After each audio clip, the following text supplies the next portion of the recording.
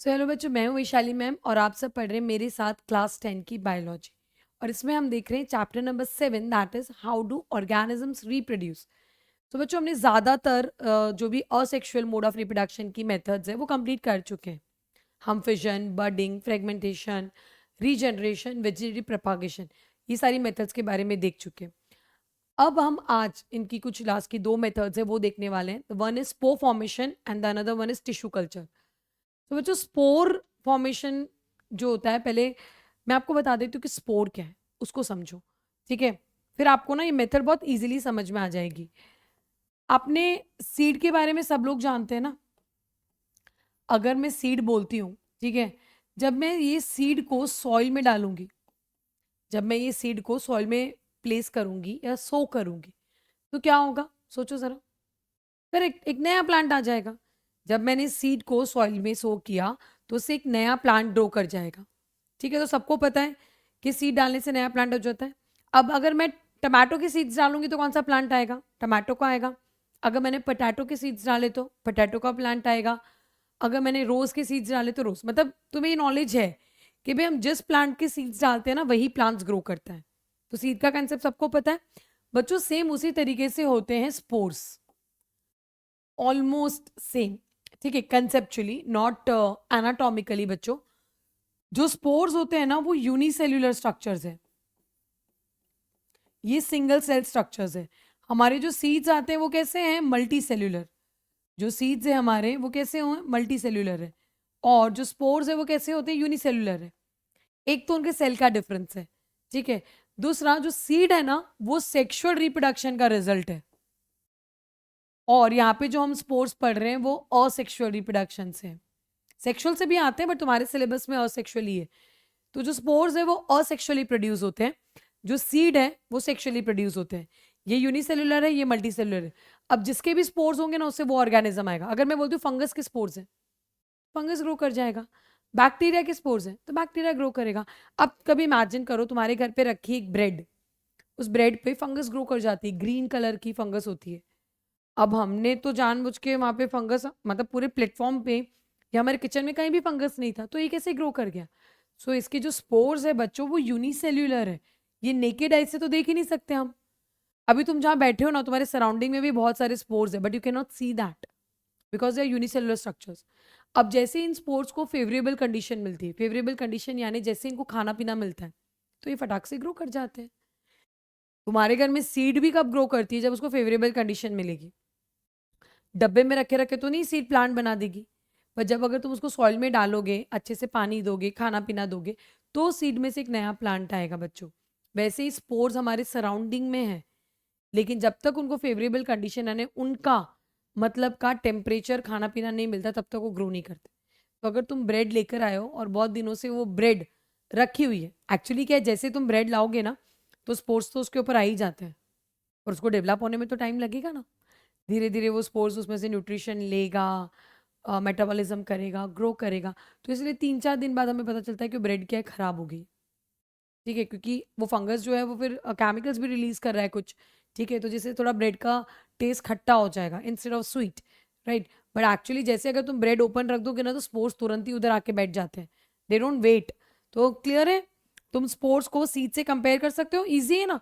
इसको बेस्ट तरीका है इसका समझने का, स्पोर को सीड से कंपेयर कर दो। जैसे सीड से एक नया ऑर्गेनिज्म आता है वैसे स्पोर से भी नया आता है। सीड मल्टी सेल्यूलर है, स्पोर यूनिसेल्युलर है। तो इतना याद रखना। देखो ये रहा ब्रेड के ऊपर मोल्ड्स। ठीक है, ये तो कुछ ज़्यादा ही दिखा है बट हाँ तुम सबने देखा होगा। और जो ब्रेड मोल्ड है उसका नाम है Rhizopus. These are the thread like structures, cotton thread like structures होते हैं बच्चों। और उसके ऊपर ये जो स्ट्रक्चर है, ठीक है, जो इसके थ्रेड्स होते हैं उसको हाइफी कहते हैं। And on hyphae there are blobs. ठीक है, ये ब्लॉब्स है जिसको हम स्पोरेंजिया भी बोलते हैं। Sporangium is singular, sporangia is plural, right. So यहाँ पे स्पोरेंजियाज है। नाउ स्पोरेंजियाज के अंदर स्पोर्स प्रोड्यूस होंगे, इसके अंदर स्पोर्स प्रोड्यूस होते हैं। ठीक है, सो ये फंगस है थ्रेड लाइक। इसकी एक स्ट्रेंड को, एक धागे को हम हाइफी बोलेंगे। हाइफी के ऊपर there is a ball like structure जिसको ब्लॉब बोलेंगे हम, और या स्पोरेंजिया। और इसके अंदर बच्चों प्रोड्यूस होते हैं बहुत सारे छोटे छोटे टाइनी स्पोर्स जो हमें नेकेड आई से नहीं दिखते हैं। नेक्स्ट है the spores are always covered with a thick wall. ये स्पोर्स के आजू बाजू ना बच्चों थिक वॉल्ड होती है। ठीक है, यू कैन सी ऑल। ये स्पोर की वॉल है, कितनी थिक है ना? This is a spore wall, so you can see this is so thick. ये यूनिसेल्युलर स्ट्रक्चर है, पर ये अपने आजू बाजू एक थिक वॉल डेवलप करते हैं क्योंकि इनको नेचर में खुला घूमना है, तो they need to protect themselves anyhow. नहीं तो क्या होगा, नेचर में तो वो ऐसे ही फिनिश हो जाएंगे, है ना? तो इसलिए अपने आप को बचाने के लिए बच्चों इनके आजू बाजू क्या होती है, एक थिक वॉल प्रेजेंट होगी। Next, spores eventually develops into the new individuals, ये हम ऑलरेडी बच्चों डिस्कस कर चुके हैं। तो स्पोर का कंसेप्ट क्लियर है सबको, बहुत इजी है ना? तो स्पोर्स जो है वो ऑर्गेनिजम्स प्रोड्यूस करते हैं, वो नेचर में चले जाते हैं, और जब उनको फेवरेबल कंडीशन मिलेगी तो वो नए ऑर्गेनिज्म में फिर से ग्रो कर जाएंगे। समझ में आया? Okay, there's one more topic given in your book that is about the plant tissue culture. Plant tissue culture मतलब प्लांट के टिश्यू से एक प्लांट बनाना, उसको बोलते हैं plant tissue culture. Plant tissue culture क्या हो गया? प्लांट का एक टिश्यू लिया, उस टिश्यू को तुमने क्या किया, खाना पीना दिया, और उससे एक नया प्लांट ग्रो करना। प्लांट के टिश्यू से एक नए प्लांट को ग्रो करना, उसको कहते हैं plant tissue culture. And this is being performed in the lab, ये लेबोरेटरी में होता है बच्चों। ठीक है, चलो आप देखते हैं कैसे करते हैं। सो जैसे मैंने आपको ऑलरेडी बता दिया कि हम प्लांट्स के टिश्यूज को लेते हैं, जनरली ऐसे पार्ट को लेने का जो ग्रोइंग हो, ठीक है, जहाँ पे सेल्स कंटिन्यूसली डिवाइड करते हो। सो हम प्लांट के कोई भी टिप पोर्शन को जनरली प्रेफर करते हैं लेना, क्योंकि वहाँ पे मेरिस्टेमेटिक टिश्यू है। तुमने 9th स्टैंडर्ड में पढ़ा है बच्चों कि मेरिस्टेमेटिक टिश्यूज क्या होते हैं। मेरिस्टेमेटिक टिश्यू एक ऐसा टिश्यू है जहाँ पे सेल्स कंटिन्यूसली डिवाइड करते हैं। मेरिस्टेमेटिक टिश्यू क्या है? एक ऐसा टिश्यू जहाँ पे cells are in continuous division, cells continuous division में होते हैं। तो जनरली तुम प्लांट का ना एक ऐसा पार्ट सिलेक्ट करो जहाँ पे मेरिस्टेमेटिक टिश्यूज है, ठीक है, उस पार्ट को तुम कट कर लो। कट करने के बाद ना तुम उसको एक आर्टिफिशियल मीडियम में रख दो, कोई भी आर्टिफिशियल मीडियम ले लो, ठीक है, मतलब उसका खाना ले लो, उस पर कट करके रख दो। अब वहाँ पे वो फटाफट डिवाइड करेंगे and they will develop a callus. ठीक है, कैलस मतलब एक, पता है तुमने साबूदाना देखा है? तो साबूदाने का, जब साबूदाने को हम भिगो देते हैं या उसकी हम खिचड़ी बना देते हैं, तो साबूदाना कैसे चिपक जाता है, सॉरी, तो वो कैसे, जो साबूदाना है वो आपस में स्टिक हो जाता है and it makes a ball like structure. ठीक है, वो बॉल लाइक स्ट्रक्चर फॉर्म करता है बच्चों ऐसे। मैं ड्राई साबूदाने के बारे में बात नहीं कर रही हूँ, हाँ? मैं कुक्ड साबूदाने के बारे में बात कर रही हूँ। तो कैसे वाइट कलर का होता है और कैसे दिखता है ना, बिल्कुल बच्चों वैसे ही कैलस दिखता है। यहाँ पे तो तुम्हें ग्रीन कलर का मैंने शो किया है to get the clarity, but वो एक वाइट कलर का होता है, अनडिफ्रेंशिएटेड है, ना वो रूट है ना वो स्टेम है, बस वो कैलस है। ठीक है, अब इसमें से रूट्स और स्टेम को डेवलप किया जाएगा। तो देखो ये स्टेप्स क्लियर है ना? क्या किया तुमने? तुमने प्लांट का मेरिस्टेमेटिक टिश्यूज को कट किया, फिर तुमने उसको आर्टिफिशियल मीडियम पे रखा, वहां पे सेल्स कंटिन्यूसली डिवाइड हुई और उन्होंने बनाया callus. Callus is a undifferentiated tissue. अब इस कैलस को तुम ट्रांसफर करो दूसरे न्यूट्रिएंट मीडियम में, जहां पे तुम्हारे प्लांट हार्मोन्स हैं, जो हमने लास्ट चैप्टर में किया, ऑक्सिन, गिबेरेलिन्स, साइटोकाइनिन्स। आप उसको ऐसे सॉल्यूशन में शिफ्ट करो जहाँ पे ये हॉर्मोन्स हैं। मोस्टली हम ऑक्सिन और साइटोकाइनिन्स लेते हैं, जिससे रूट और स्टेम क्या होगा, डेवलप होगा। तो देखो ट्यूब के अंदर कैसे प्लांट डेवलप हो गए, यू कैन सी हियर, यहाँ पे नीचे रूट्स है और ऊपर देखो स्टेम में, और सीरियसली बच्चों डेवलप होते हैं। मतलब मैंने खुद ने किया है लैब में ये प्रैक्टिकल। ठीक है, तो लिटरली हम अगर प्लांट का पार्ट कट करते हैं तो पहले कैलस दिखता है, और कैलस के बाद जब हम हॉर्मोन्स डालते हैं तो ऐसे छोटे छोटे प्लांटलेट्स डेवलप हो जाते हैं।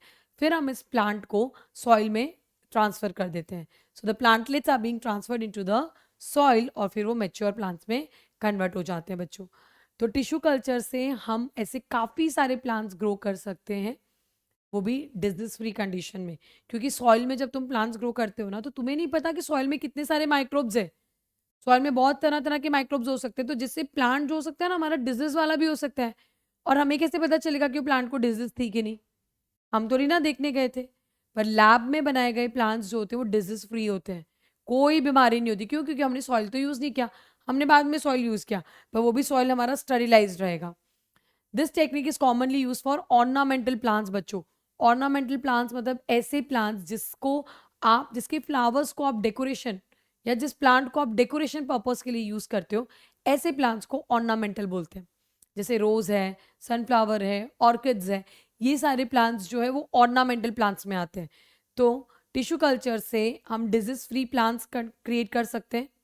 उसके अलावा हम ऐसे प्लांट्स क्रिएट कर सकते हैं जो ऑर्नामेंटल्स है, और सबसे ज़्यादा ना ये ऑर्नामेंटल प्लांट्स के लिए यूज़ होता है। ओके, सो बच्चों ये था हमारा टिश्यू कल्चर, और यहाँ पे हमारा asexual mode of reproduction complete होता है। So stay tuned for the sexual reproduction video, and thank you.